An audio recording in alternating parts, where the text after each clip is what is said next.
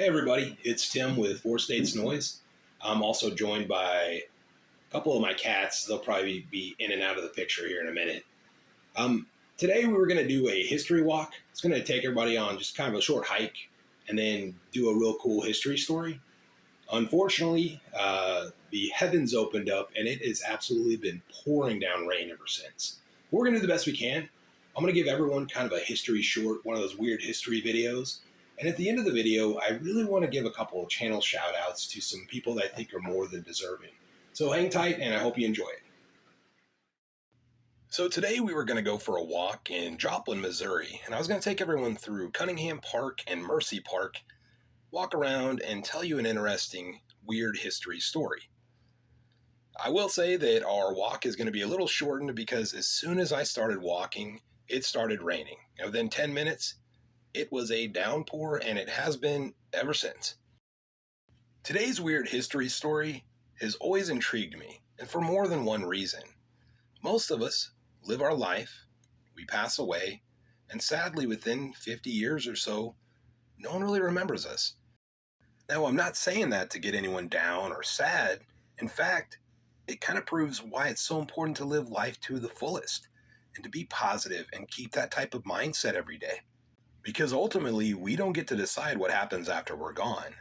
But if we've lived a good life, we will be remembered for as long as we can be.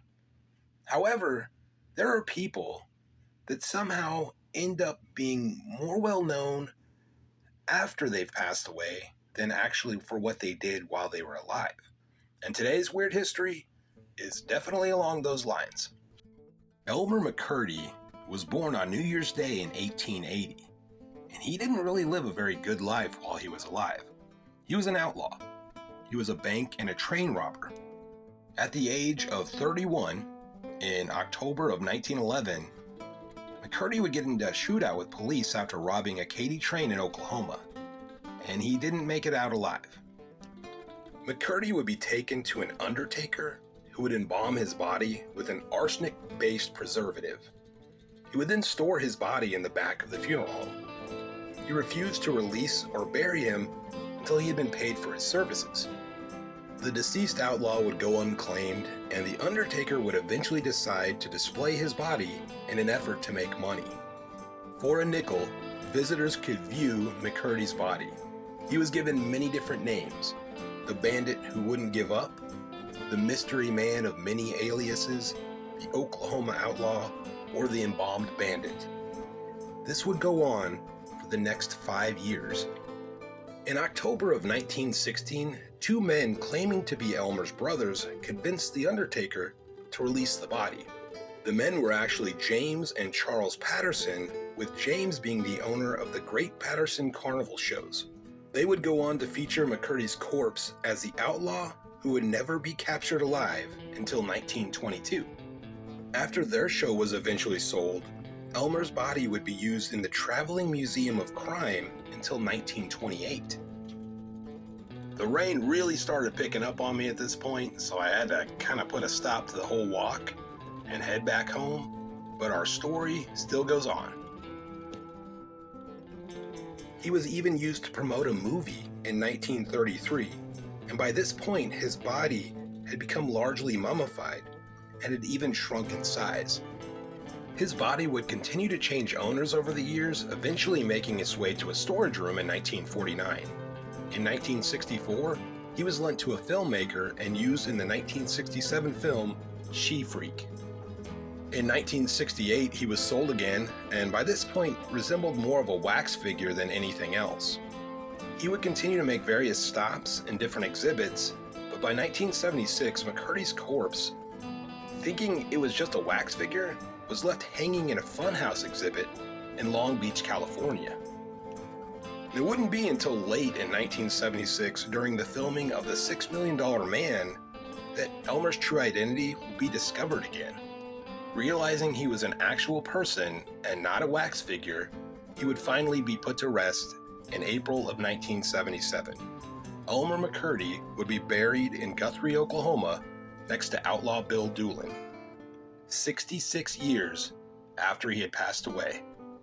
Definitely a unique entry on our weird history list. So the first channel shout out that I wanted to give today is to Corey's Comedy Channel.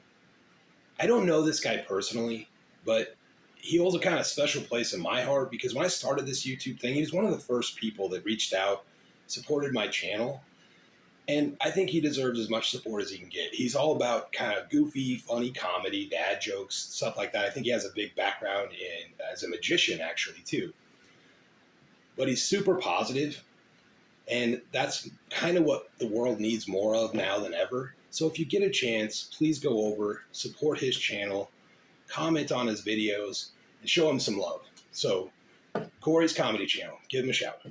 The other channel I wanted to give a shout out to doesn't need my help at all. This guy is very successful as it is, but it's the History Underground. And the guy that runs it, his name is JD. This guy deserves to have 1,000,000 views, or 1,000,000 subscribers, sorry, because his content is amazing. His quality is amazing.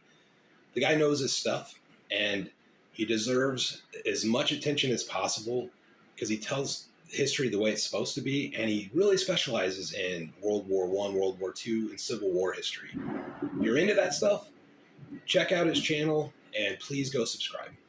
I also really wanted to thank everyone for the support. I never thought I'd get 200 subscribers, let alone 2,500. So thank you so much. Please share the channel. Please comment on the videos. I appreciate the support more than you could possibly imagine. From the bottom of my heart, thank you. I hope you guys have a great day, and until next time.